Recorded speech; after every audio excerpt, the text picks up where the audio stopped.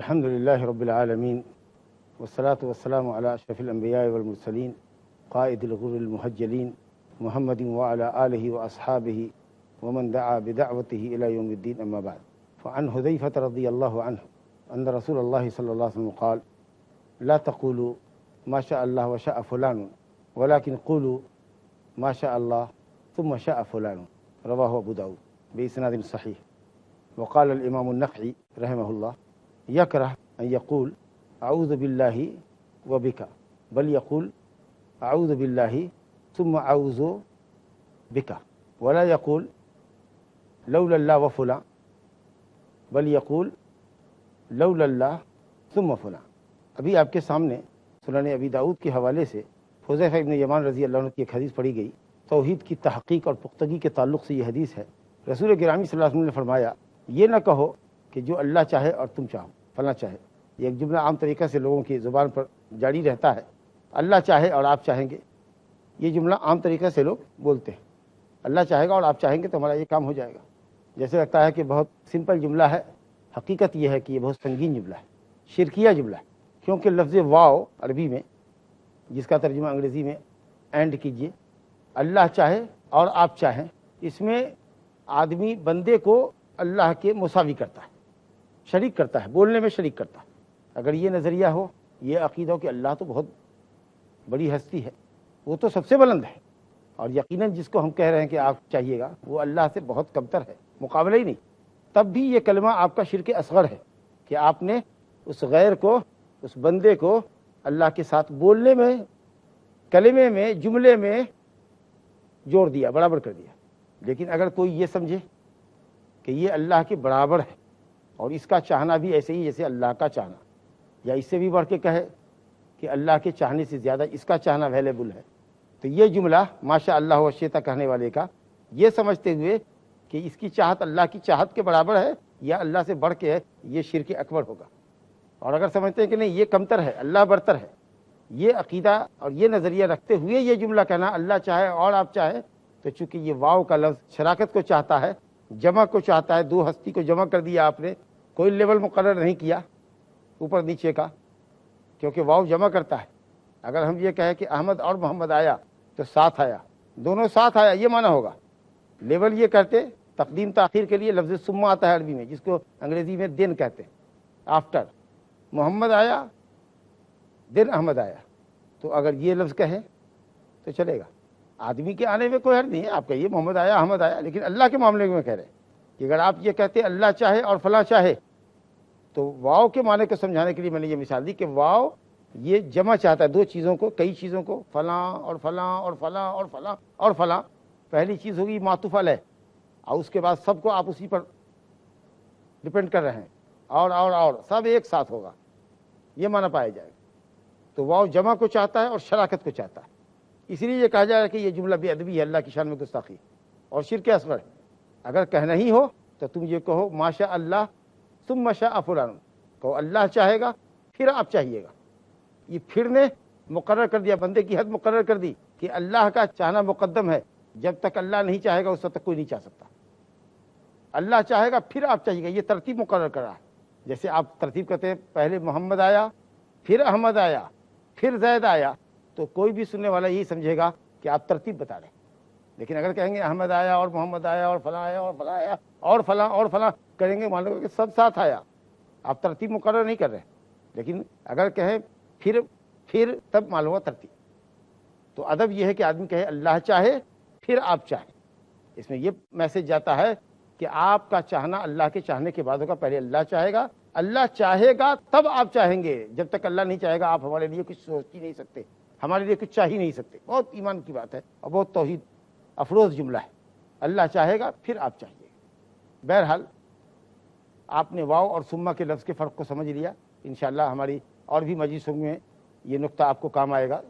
بہرحال اس حدیث سے یہ معلوم ہوا کہ بندہ بھی چاہتا ہے، بندے کی بھی چاہت ہے، لیکن بندے کی مشیت اللہ کی مشیت کے تابع ہے. جو جہمیہ ہے، جس کو جبریہ کہتے ہیں، وہ جبریہ انسان کو مجبور محض ماننے والا فرقہ ہے. انسان سے ارادہ اور اختیار کی نفی کرتا ہے. وہ کہتا ہے انسان مجبور محض پیدا کیا گیا ہے، اس کو کوئی ارادہ اور اختیار اللہ نے نہیں دیا. کہا نہیں، انسان چاہتا ہے، اور کسی چیز کو انسان نہیں بھی چاہتا ہے، یہ الگ بات ہے کہ انسان کی چاہت یا عدم چاہت اللہ کی چاہت اور عدم چاہت کے تابع ہوتی. پھر ایک دوسری بات یہ سمجھ میں آئی کہ شریعت نے ایک چیز سے اگر منع کیا ہے، یہ دیکھیے شریعت کے کمال اور خوبیوں میں سے کہ شریعت اگر کسی چیز سے منع کرتی ہے تو اس کے پیرلل بالمقابل کسی چیز کو جائز کرتی ہے. یہ نہیں کہ یہ مت کہو، یہ مت کہو، یہ مت کہو، یہ مت کرو، بلکہ اس کے ساتھ کچھ چیزیں ہیں. کہا اگر ماشاء اللہ و شاء فلان، اللہ چاہے اور آپ چاہیے، اگر یہ نہ کہو تو کیا کہو، اس کا بدل دے رہے ہیں اللہ کے نبی صلی اللہ علیہ وسلم. کہا کہو ماشاء اللہ ثم شاء فلان، اللہ چاہے گا پھر آپ چاہیے. کتنے چھوٹے سے لفظ سے جملے کی اصلاح ہو گئی. واو کی جگہ پر ثم لے آئے. آپ اردو میں کہیں اللہ چاہے پھر آپ چاہیے، فرسٹ اللہ دین یو، ایک دم کریکٹ جملہ ہے، ایمان اور توحید کا جملہ ہے. لیکن اللہ اور آپ، یہ مسئلہ گڑبڑ ہے، شرک اصغر ہے. اور یہ شریعت کے دوسرے مقامات پر بھی آپ کو دیکھنے کو ملے گا. لوگ نبی صلی اللہ علیہ وسلم کو خطاب کرتے تھے، قرآن مجید میں سورہ بقرہ میں اس کا ذکر ہے، راعینا. اس کا ایک تو مانا ہوا کہ آپ ہماری رعایت کیجیے تو اب ہم آپ کی رعایت کریں گے. ارے نبی صلی اللہ علیہ وسلم رعایت کرے نہ کرے، تم کو رعایت کرنی ہے ان کے حکموں کی. اللہ اکبر. کبھی ذرا زبان کو ٹیڑھی کر کے کہتے راعینا راعینا، اے ہمارے چرواہے. یہودی اور منافقین اس لفظ کا بجا استعمال کرتے تھے. بعض صحابہ نے بھی ان کا دیکھا دیکھی یہ جملہ کہا، حالانکہ نیت ان کی اچھی تھی، وہ تو بدنیت تھے. تو اللہ تعالیٰ نے اس لفظ کو ہی بدل دیا، کہا رائنا لا تقولوا رائنا یا ایھا الذین آمنوا لا تقولوا رائنا. تو رائنا نہ کہہ کر نبی صلی اللہ علیہ وسلم کو اپنی طرف متوجہ کرانا ہو تب رائنا نہ کہیں، کیونکہ اس میں غلط معنی کا امکان ہے. تو پھر کیا کہے؟ تو اللہ نے کہا وقولوا انظرنا وقولوا انظرنا، اے نبی ہم کو مہلت دیجیے، ذرا رکیے، سمجھنے کا موقع دیجیے. انظرنا، یہاں بگلنگ نہیں چلے گی. تو الحمدللہ شریعت میں اگر ایک چیز سے منع کیا گیا تو اس کے بالمقابل چیز کو جائز کیا گیا. یہ شریعت کا کمال ہے، مکمل شریعت ہے، آسان شریعت ہے اور خوبیوں سے مزین اور مکمل ہے ماشاءاللہ. صاحب کتاب نے لکھا ہے کہ اگر کوئی شخص یہ کہتا ہے اعوذ باللہ و بک، امام نقی بڑے مشہور تابعی ہے، کوفہ کے رہنے والے تھے، کوفی کہلاتے ہیں. علم فقہ میں، علم فتویٰ میں بڑا کمال حاصل تھا، لیکن علم حدیث میں رسوخ نہیں تھا. حماد بن زید رحمۃ اللہ علیہ محدث نے کہا ہے کہ رسوخ علم حدیث کے اندر نہیں تھا. وہ کہتے ہیں وہ یکرہ، مکروہ ہوگا، اور مکروہ سے مراد حرام، کیونکہ یہ بدعقیدگی ہے، شرک اصغر ہے. اور سلف کے اقوال میں کراہت کا لفظ عام طریقے سے حرمت کے معنی میں استعمال ہوتا ہے. تو گویا نقی رحمۃ اللہ علیہ اس کو حرام ہی سمجھ رہے ہیں، کیونکہ یہ شرک ہے، شرک اصغر ہے. وہ صرف مکروہ تنزیہی کیسے ہوگا؟ مکروہ تحریمی ہے، حرام ہے. اور نہ صرف حرام ہے بلکہ شرک ہے. کہ کوئی یہ کہے کہ میں اللہ کی پناہ چاہتا ہوں اور آپ کی پناہ چاہتا ہوں. کسی تکلیف دہ چیز سے آدمی بھاگتا ہے تو کس کی پناہ میں آنا چاہیے؟ اللہ کی پناہ میں، اللہ پناہ دے گا. تو یہ کہا کہ یہ نہ کہے اللہ کی پناہ میں آتا ہوں اور آپ کی پناہ میں آتا ہوں، اور آپ کی پناہ میں مت کہو، کہو اللہ کی پناہ میں آتا ہوں پھر آپ کی پناہ میں آتا ہوں. یہی واو اور ثم. اگر پھر کہہ دو گے تو گویا ہم آپ کی پناہ میں نہیں آئے جب تک کہ ہم نے اپنے آپ کو اللہ کی پناہ میں نہ دے دیا. اعوذ باللہ و بک نہ کہے تو کیا اللہ کے علاوہ کی پناہ میں آنا چاہیے؟ ایک سوال ہوتا ہے. امام نے، صاحب کتاب نے باب قائم کیا ہے، باب من الشرک الاستعاذۃ بغیر اللہ، اللہ کے علاوہ کی پناہ میں جانا یا آنا شرک ہے. علامہ نقی کہتے ہیں کہ اگر کہے ثم بک، اللہ کی پناہ میں پھر آپ کی پناہ میں، تو یہ جائز ہے. الحمدللہ بات صحیح ہے کہ شرک نہیں ہے. اس طور سے کہ آدمی غیر اللہ سے ایسی چیز میں پناہ چاہے جس پہ پناہ دینے پر وہ غیر قادر ہو.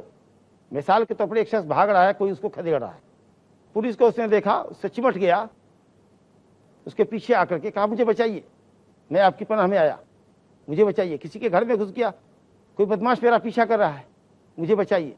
آپ نے کہا ٹھیک ہے ٹھیک ہے، جاؤ اس گھر میں چھپ جاؤ. آپ نے اس کو پناہ دیا. نبی صلی اللہ علیہ وسلم نے فرمایا من استعاذ یا من وجد ملجان، مسلم شریف کی بات ہے، من وجد ملجان فلیعوذ بہ، اگر کوئی پناہ کی جگہ پائے تو پناہ لے لے وہاں.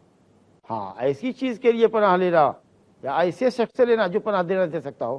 ہم جائیں نعوذ باللہ، یا کوئی بھی جائے کسی صالح مرد کی قبر کے پاس اور کہے کہ حضرت ہم آپ کی پناہ میں آئے ہیں، آپ ہماری حفاظت کیجئے، ہم نے اپنے آپ کو آپ کی پناہ میں دے دیا.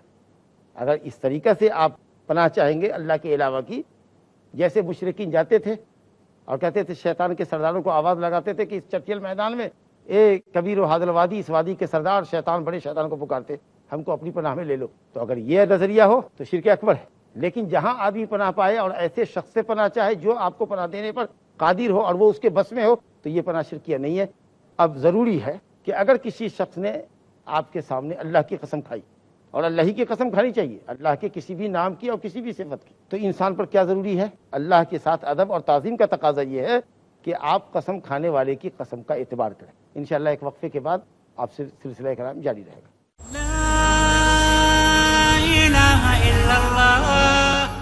ابھی امام نخعی کوفی رحمۃ اللہ علیہ کا قول ہم پڑھ رہے تھے، ایک جملے سے ہم فارغ ہوئے ہیں۔ دوسرا جملہ انہوں نے کہا کہ یہ نہ کہے کہ لولا اللہ و فلان، لولا اللہ و فلان، اگر اللہ نہ ہوتا اور فلاں نہ ہوتا، بلکہ یہ کہے لولا اللہ ثم فلان، اگر اللہ نہ ہوتا پھر فلاں نہ ہوتا۔ یہی واو اور ثم کا جو فرق آپ نے سمجھا کہ واو شراکت اور جمع کو چاہتا ہے اور ثم ترتیب کو چاہتا ہے، کہ کسی کا بھی چاہنا اور کسی کا بھی ہونا اور کسی کا ہمارے فائدے کے لیے کام آنا یہ تبھی ہوگا جبکہ اللہ نے مقدر کیا ہوگا۔ یہ واو ذرا سنگین ہے، اس سے بچنا چاہیے۔ اور عام طریقے سے استعمال میں جو اس طرح کا جملہ ہوتا ہے، اللہ چاہے آپ چاہے، اللہ اوپر ہمارے لیے اور نیچے آپ، اللہ نہ ہوتا اور آپ نہ ہوتے، تو یہ سارے جملے شرکیہ ہیں۔ اللہ پھر آپ، یہ اگر کہے تو ابھی جائز، صورت اختیار کرنا جائز ہے، لیکن اگر اس کے علاوہ کوئی شکل ہے تو وہ ناجائز ہے۔ تو امام نخعی رحمۃ اللہ علیہ کا یہ قول آپ کے سامنے آیا، اور اس سے آپ نے سمجھا پناہ کے تعلق سے یہ نقطے کی بات تھی کہ آدمی غیر اللہ کی پناہ میں بھی ایسے معاملے میں آ سکتا ہے جس میں کوئی کسی کو پناہ دے سکتا ہے۔ لیکن ہم بیمار ہیں، ڈاکٹروں نے جواب دیا ہے حضرت ہم آپ کی پناہ میں آئے ہیں، جی بہت تھک گئے، پریشان ہو گئے، سمجھا کہ آپ ہم کو اپنی پناہ میں لے لیجئے، ہم سے شر کو دور کر دیجئے، جی دشمن ہمارے پیچھے پڑ گیا ہے، آپ ہی ہم کو بچا سکتے ہیں۔ جی اس طرح کا جملہ اموات صالحین سے کہنا اور ان کی پناہ میں اپنے آپ کو دینا، یہ استعاذہ بغیر اللہ شرک ہے۔ اب ضروری ہے کہ اگر کسی شخص نے آپ کے سامنے اللہ کی قسم کھائی، اور اللہ ہی کی قسم کھانی چاہیے، اللہ کے کسی بھی نام کی اور کسی بھی صفت کی، تو انسان پر کیا ضروری ہے؟ اللہ کے ساتھ ادب اور تعظیم کا تقاضا یہ ہے کہ آپ قسم کھانے والے کی قسم کا اعتبار کریں اور مطمئن ہیں۔ چنانچہ حضرت عبداللہ بن عمر رضی اللہ عنہ سے روایت ہے، ابن ماجہ میں، سند حسن ہے، نبی صلی اللہ علیہ وسلم نے فرمایا لا تحلفوا بآبائکم من حلف باللہ فلیصدق ومن حلف له باللہ فلیرضى ومن لم یرض فلیس من اللہ۔ یہ اس کتاب کا، کتاب التوحید کا 42واں باب ہے کہ اگر کسی شخص نے، فرمایا نبی صلی اللہ علیہ وسلم نے کہ کوئی اپنے باپ دادا کی قسم نہ کھائے، یہ حرام، باپ دادا کی قسم حرام، شرک اصغر ہے۔ اور اگر عظمت میں کوئی باپ دادا کو اللہ کے برابر رکھتا ہے، کسی نے بیٹے کے سر پر قسم کہا مجھے اس بیٹے کی قسم نعوذ باللہ، اب وہ سمجھتا ہے کہ میرا بیٹا اللہ کی عظمت کے برابر ہے، تو پھر یہ شرک اکبر ہو جائے گا نیت کے اعتبار سے۔ لیکن عظمت میں تعظیم میں برابر نہیں کرتا، صرف باپ دادا کی قسم کھاتا ہے، باپ دادا کو معظم تو سمجھتا ہے لیکن اس کی عظمت کو اللہ کی عظمت سے نیچے سمجھتا ہے، تو شرک اصغر ہے۔ برابر عظمت میں سمجھ لے تعظیم میں تو شرک اکبر ہوگا۔ بہرحال باپ دادا کی قسم یا کسی بھی غیر اللہ کی قسم کھانا کسی طرح سے بھی حرام۔ آپ نے فرمایا لا تحلفوا بآبائکم۔ بعض حدیثوں میں آتا ہے کہ نبی صلی اللہ علیہ وسلم نے کہا وَأَفْلَحَ وَأَبِيهِ إِن صَدَقَ، کامیاب ہو گیا اس کے باپ کی قسم اگر یہ سچا ہے تو۔ اس طرح سے بعض حدیث میں آتا ہے، مسلم میں، بخاری میں بعض الفاظ میں ہیں۔ تو اس کا اہل علم نے کئی جواب دیا، لیکن سب سے سٹک جواب یہ ہے، معقول جواب یہ ہے کہ یہ حدیث منسوخ ہے۔ اس جملے کے تعلق سے یہ جملہ منسوخ ہے۔ بعد میں نبی صلی اللہ علیہ وسلم نے فرمایا ان اللہ ینہاکم ان تحلفوا بآبائکم، حضرت ابن عمر رضی اللہ عنہ سے روایت ہے صحیحین کی، ان اللہ ینہاکم ان تحلفوا بآبائکم من کان حالفا فلیحلف باللہ او لیصمت، اللہ تعالیٰ تم کو باپ دادا کی قسم کھانے سے منع کرتا ہے، جس کے لیے قسم کھانا ضروری ہو تو وہ صرف اللہ کی قسم کھائے یا پھر چپ رہے۔ تو حدیث منسوخ ہے، وہ جو باپ دادا کی قسم کے تعلق سے آئی ہے یا جس میں وَأَفْلَحَ وَأَبِيهِ اس کے باپ کی قسم اس طرح کا لفظ آیا ہے، یہ سینٹنس، یہ جملہ منسوخ ہے۔ پہلے جائز تھا، لوگوں کی زبان پر جاری تھا، پھر نبی صلی اللہ علیہ وسلم نے منع فرما دیا، کہا گیا کہ باپ دادا کی قسم مت کھاؤ۔ وَمَنْ حَلَفَ بِاللَّهِ فَلْيَصْدُقْ، اور قسم کھانے والے کے لیے بھی ضروری ہے کہ وہ سچی قسم کھائے، کیونکہ اگر جھوٹی بات پر اللہ کی قسم کھاتا ہے تو ایک تو جھوٹ بولتا ہے اور دوسرے کہ اپنے جھوٹ کے لیے اللہ تعالیٰ کو استعمال کرتا ہے، تو یہ یمین غموس انتہائی درجے کی سنگین قسم ہے۔ تو سچ بولے، اور اگر وہ سچی قسم کھائے تو کہا ومن حلف لہ، اور جس کے لیے قسم کھلائی گئی ہے، مثال کے طور پر دو آدمی میں اختلاف تھا، تیسرے نے کہا اچھا ٹھیک ہے اس کا دعویٰ ہے کہ تم نے ایسا کہا اور تم کہتے ہو نہیں کہا، تو چلو تم اللہ کی قسم کھاؤ۔ تو اگر قسم اس نے کھلائی ہے اور اس نے قسم کھا لی تو فلیرضى، جس کے معاملے میں قسم کھلائی جا رہی ہے اس کو چاہیے کہ اس کی قسم سے راضی ہو، اطمینان کر لے کہ ہاں ٹھیک ہے۔ اللہ اکبر، بات بہت اہم ہے۔ عدالت میں مقدمہ دائر کرتے ہیں، مدعی کے پاس دعوے کی کوئی دلیل نہیں، ایسی صورت میں قاضی نے مدعا علیہ کو کہا قسم کھاؤ، مدعا علیہ نے قسم کھا لیا، اس کی قسم پر مدعی کو راضی ہونا ہی ہونا ہے، اگر دل میں یہ بھی ہو کہ نہیں یہ جھوٹی قسم اس نے کھا لی، مگر چونکہ قاضی کے سامنے اس نے قسم کھائی اور اس کے قسم پر قاضی نے فیصلہ کر دیا، تو شرعی اعتبار سے آپ پر لازم ہے، واجب ہے کہ آپ اس کے قسم پر راضی رہیں، کیونکہ یہ قاضی کا فیصلہ ہے۔ اگر آپ کہیں گے نہیں جھوٹی قسم کھایا تو اس کا مطلب یہ ہوا کہ جھوٹی قسم پر قاضی نے فیصلہ کیا، غلط فیصلہ کیا۔ آپ کو لگتا ہے کہ جھوٹی ہے، لیکن قاضی کا فیصلہ جب ہو گیا آپ کو راضی ہی راضی رہنا ہے۔ آئیے ہم اپنے معاملات میں، ظاہری معاملات میں، ایک شخص قسم کھا رہا ہے، آپ کے تجربے کے اعتبار سے، اس کی دینداری کے اعتبار سے آپ جانتے ہیں کہ یہ آدمی جھوٹ نہیں بولتا ہے، اس لیے قسم کھایا، تو سچی قسم کھائی ہے، آپ کو اس پر یقین کرنا ہے، راضی ہونا ہے، واجب ہے آپ کے اوپر۔ لیکن آپ جانتے ہیں کہ یہ آدمی جھوٹا ہے، پلڑے سرے کا جھوٹا ہے، اور بالکل واضح طریقے سے وہ جھوٹ ہی بول رہا ہے۔ مثال کے طور پر ہم جس کرسی پر بیٹھے ہیں، اگر کوئی قسم آ کر کے کھائے، قسم اللہ کی یہ چیئر لکڑی کی، تو کیا ہم اس کی بات کی تصدیق کر لیں گے؟ ہم جانتے ہیں کہ یہ اسٹیل کی ہے اور اس کے اوپر ایکسن چڑھی ہوئی ہے، لکڑی نہیں ہے، اب وہ قسم کھا رہا ہے قسم اللہ کی، کیا ہمارے لیے ضروری ہے کہ اس کی قسم پر راضی ہو جائے؟ ہرگز نہیں۔ تو صورت یہ ہے کہ دیکھنا ہوگا، جو آدمی قسم کھا رہا ہے 100% یقین ہے کہ وہ غلط کہہ رہا ہے، جیسے اسٹیل کی کرسی کو، پلاسٹک کی کرسی کو لکڑی کی کرسی کہہ رہا ہے اور قسم کھا رہا ہے اللہ کی، تو آپ کے لیے جائز نہیں۔ 60% 70% جھوٹا ہے مثال کے طور پر، تو بھی آپ کے لیے تصدیق ضروری نہیں۔ چلیے بات یہاں آتی ہے، اگر 50% بین ہے، سچ بھی ہو سکتا ہے جھوٹ بھی ہو سکتا ہے، آپ کو کنفیوز ہے، آدمی سچا بھی ہے جھوٹ بھی بولتا ہے، 50% معاملہ ہے، چلیے اللہ کے نام کی عظمت کا لحاظ کر کے وہ اللہ کے نام کی قسم کھا رہا ہے، آپ یقین کریں ماشاء اللہ 60% آپ کو یقین ہے کہ یہ سچا ہے، تو آپ پر واجب ہے کہ آپ راضی ہو جائیے۔ 100% وہ سچا ہے، آپ پر واجب ہے کہ آپ راضی ہے۔ یہ ہمارے درمیان جو معاملات ہوتے ہیں، لیکن ایک دم یہ جانتے ہیں اس وقت دن ہے، کوئی کہ قسم اللہ کی اس وقت بمبئی میں رات ہے، ایک دم جھوٹ ہے، اس پر راضی نہیں ہوں گے۔ تو کہا گیا کہ اگر کوئی شخص کو قسم کھلایا جائے تو اس قسم پر کہ وہ اللہ کے نام کی قسم کھا رہا ہے، آپ اس پر راضی ہو جائیں، اور اگر آپ راضی نہیں ہوتے ہیں فلیس من اللہ، تو آپ اللہ سے نہیں ہیں، یعنی اللہ برات کا اظہار کر رہا ہے، انتہائی درجے کا بڑا گناہ ہے۔ یہ تبھی ہوگا جبکہ اس کی بات میں صداقت کا پہلو کم سے کم 50% یا غالب گمان کے مطابق ہونا چاہیے۔ لیکن اگر آدمی کو غالب گمان یہ کہ جھوٹا ہے یا 100% سیورٹی ہے کہ وہ جھوٹا ہے، تب اس کی قسم پر راضی ہونا ہمارے لیے ضروری نہیں ہے، الا یہ کہ عدالتی کارروائی میں اس سے قسم کھلایا گیا ہو، اس نے قسم کھایا ہو، تب اس وجہ کر کے راضی ہونا ہوگا۔ یہ باب تھا 42واں باب ما جاء فی من لم یقنع بالحلف باللہ، جو اللہ کی قسم پر اطمینان نہ کرے، اس کے سلسلے میں جو وعید تھی ابن عمر رضی اللہ عنہ کی ایک حدیث سے، وہ مؤلف نے واضح کیا تھا، اور آپ نے مسائل کی تفصیل سن لی، وباللہ تعالیٰ توفیق۔ اگر کسی کے پاس کوئی سوال ہو تو انشاءاللہ سوال کریں۔ السلام علیکم شیخ صاحب۔ وعلیکم السلام ورحمۃ اللہ۔ آج کل کے دور میں دیکھا گیا ہے جس کو اگر یہ کام کرنا نہیں ہے تو وہ کہتا ہے انشاءاللہ میں ضرور کروں، تو یہ کیا شرک کی علامت ہے؟ نہیں، شرک نہیں ہے، وہ بہانہ کر رہا ہے، بہانہ بازی ہے، شرک تو نہیں ہے، کیونکہ اللہ تعالیٰ نیت سے باخبر ہے، نیت ہے کہ نہیں کرے گا لیکن ٹالنے کے لیے کہہ رہا ہے، تو جھوٹ ہوگا۔ کہے انشاءاللہ، دل سے کہے اور ارادہ کرے کہ میں کروں گا، اگر نہیں ہو سکا تو پھر اسے معذرت کرے، تو قسم نہیں ہوئی ہے۔ انشاءاللہ کہہ کے آپ کوئی بولے تو یہ قسم نہیں ہوئی، لیکن آپ بولنے میں سچے ہونے چاہیے۔ جی السلام علیکم۔ وعلیکم السلام ورحمۃ اللہ۔ شرک فی الوہیت، شرک فی ربوبیت اور شرک فی اسماء و صفات، کیا اس کے علاوہ شرک فی رسالت بھی ہوتا ہے؟ اور اگر اسی کو شرک ہوتا ہے تو کیا یہ شرک اکبر میں آئیں گا یا شرک اصغر میں آئیں گا؟ شرک فی رسالت کا مطلب اگر آپ یہ سمجھتے ہیں کہ فلاں اگر رسول ہے محمد صلی اللہ علیہ وسلم کے علاوہ، محمد صلی اللہ علیہ وسلم کے بعد بھی کوئی رسول ہے، تو یہ کفر ہے، کیونکہ آپ نبی صلی اللہ علیہ وسلم کے ختم نبوت کے عقیدے میں آپ یہ شرک کر رہے ہیں، ختم نبوت کا انکار کر رہے ہیں، تو اب دائرہ اسلام سے خارج ہے۔ شاید آپ کے کہنے کا یہ مطلب کہ رسول اللہ صلی اللہ علیہ وسلم رسول ہے، رسول کی حیثیت سے آپ کی پیروی، آپ کا اتباع واجب، لیکن کوئی رسول کے مقابلے میں کسی غیر رسول کو واجب الاتباع مانے اور یہ کہے کہ صاحب ان کی پیروی واجب ہے، رسول اللہ صلی اللہ علیہ وسلم کی حدیث چھوٹتی ہے تو چھوٹے، ان کی بات نہ چھوٹے، تو اس کو علماء نے کہا کہ یہ شرک فی رسالت ہے، اور یہ رب بنانا ہے اس غیر کو، کہ اللہ اور اس کے رسول کے مقابلے میں آپ دوسرے کی بات کو مانتے ہیں، یہ بہت سنگین ہے، اور ہو سکتا ہے کہ یہ شرک اکبر کے اندر داخل ہو۔ جزاک اللہ۔ السلام علیکم۔ وعلیکم السلام۔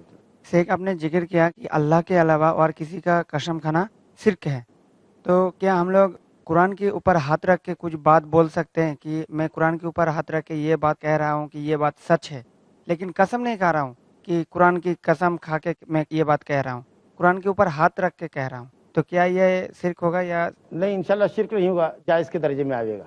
اگر کوئی سنگین معاملہ ہو، اہم معاملہ ہو، اور کوئی یہ کہ ہاتھ پہ قرآن لے کے بولو تو انشاءاللہ وہ درست ہے. اگر ایسا کرتے ہیں تو یہ قرآن کی کوئی توہین نہیں ہے.